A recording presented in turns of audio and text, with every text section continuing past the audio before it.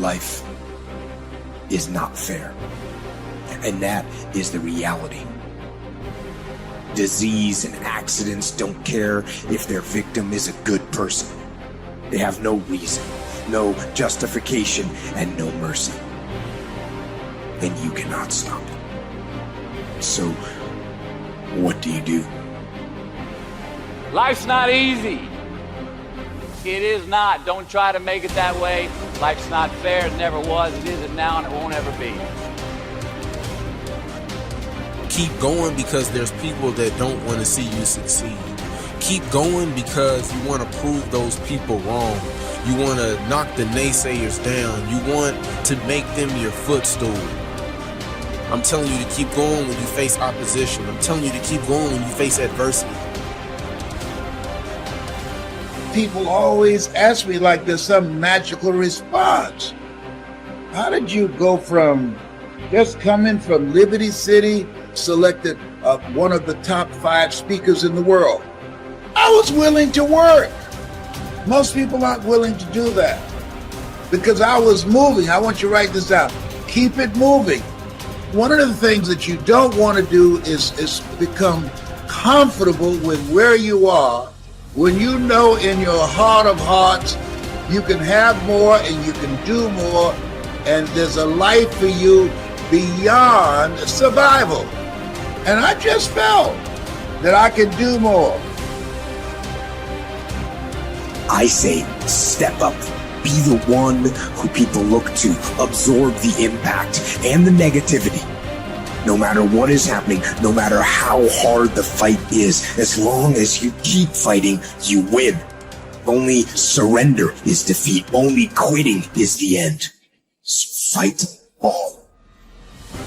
Sometimes you're gonna just say you just don't have it anymore. You must reconnect with your possibilities. It's time for us to rise again. It's time for you to rise up, and it's time for you to make that first step. It's time for you to start grinding so that you can make it happen. We got a lot riding on you, and I'm telling you, greatness is here.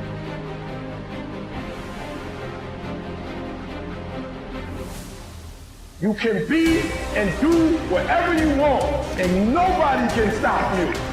Nobody can stop you but you.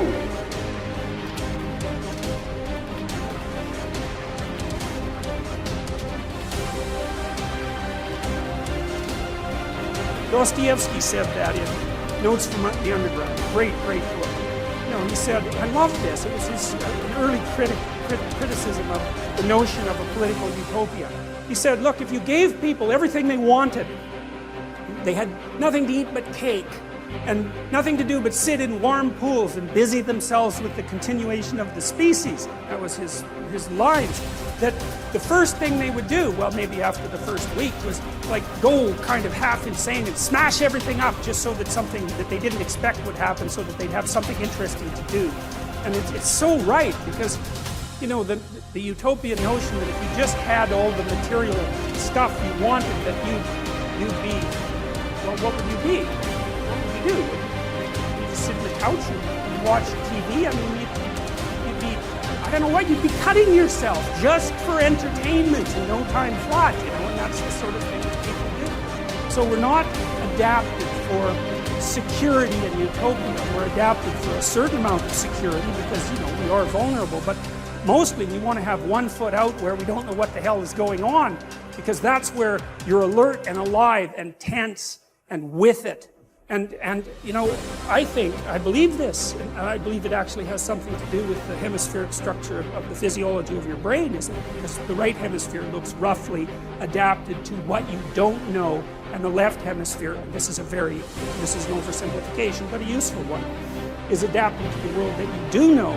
And the right place for you to be is halfway between them, because and you can tell that. That's what's so cool. And this tells you that this is actually reality that's manifesting itself to you. That sense of active engagement you have in the world when things are working well for you, where you should be at the right time. You're alert and on top of things and engaged, and you don't have much of a sense of time.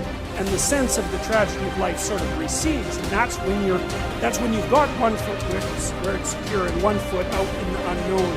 And your brain signals to you that you're in the right place by making what you're doing meaningful. And that sense of meaning is actually a neurophysiological signal that you've got the forces of the cosmos properly balanced in your being at that moment. And that's why it feels so good.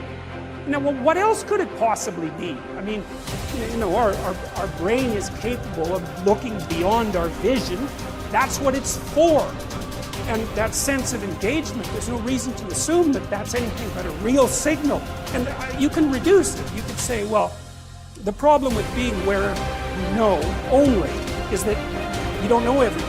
And that's going to be a problem in the future. And the problem with being where you know nothing is, that's just too much, man. Like, you know, you go into panic mode because anything can happen there and you can't handle it.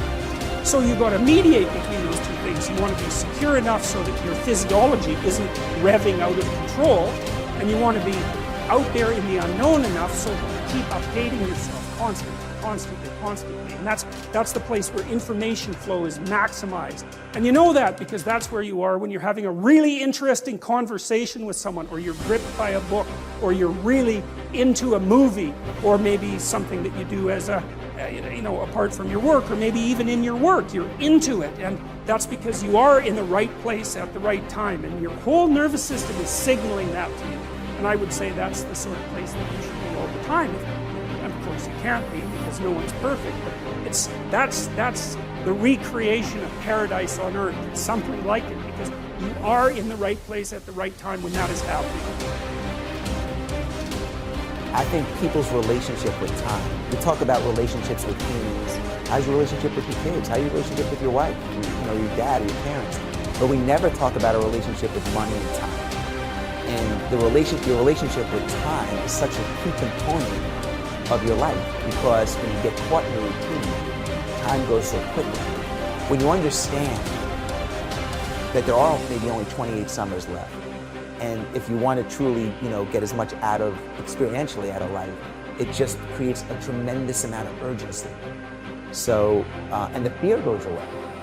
Because you're like, shit, man, nobody on the planet, like everybody, no one's going to be here in 100 years. Do I care what he thinks that, like, we're not going to be here in 100 years. So why wouldn't I take a chance?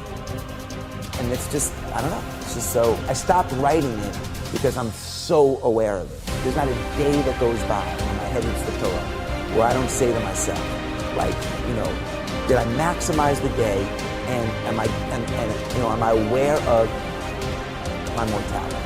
And it might sound depressing, but it's not. For me, it's thrilling. It's thrilling.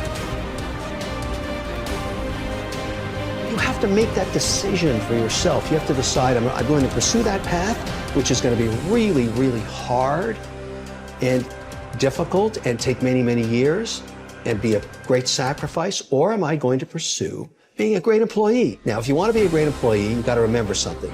You're hired to help someone else achieve their goals, which is cool. There's nothing wrong with it. But if you don't understand that, you are not going to be a good employee. So you have a boss and they say, here's our goal for the quarter. You're going to help me get there. You work like hell to make sure that they achieve that goal. You're part of that team. That's very important. And then you keep moving up the ladder. And the great thing about that is if you're a good employee, you can also do very well. It's not the same as being an entrepreneur. You're never going to probably make as much money as you could have had you started the company, is my point. But you'll get the Saturdays off, the Sundays, hang out, go to the soccer games with the kids, have a more balanced life. There is no balance in entrepreneurship. We talked about love and how to have love in a relationship. And one of the complaints that I hear, or one of the issues that I hear in people's lives is that they don't feel loved, they don't experience being loved, they're not loved. And they're then left with this kind of tail chasing exercise, okay? Where they're on the lookout to love themselves first. I first must love myself, which is that statement alone is very insular. It kind of turns you in the way, all right? So, which goes against the grain of love as an expression, right? So love is an expression, but I have to love myself first. It doesn't quite add up, and you got to check this out for yourself, okay? So, what we got to in my conversation with the client was that they themselves could see when they're being loved, that is when someone in their life says, I love you, that they experienced love. And right away in the moment, it seems like I'm experiencing you giving me love. If you look again, if you actually inspect again, you'll see in the moment that they said, I love you, what you were actually present to was your own love for them. Now, if you again look in your life, you'll find there's occasions when people have said, I love you, and you didn't experience anything. In fact, for some of you, if you've had issues with certain people in your life and they say, I love you, you often experience resentment or upset, or, you might not always say it, but you'll experience it. That is, you can't experience that communication, you can't experience their love for you because you are not in the presence of your love for that person. Now, what does that tell you? Well, it tells you that love is a generated phenomenon. That is, it's something I'm doing. It also tells me that love is not an outside-in phenomenon, but rather it's the other way around. It's inside out. That is, I have to be in the presence of my love for you to receive your love. So, I want you to try it out this way. I want you to try out for yourself being in the presence of, that is, getting yourself connected to your love for people, the people in your life. And especially in those moments when they say, I love you. I want you to be present to it, like be there in the moment with it.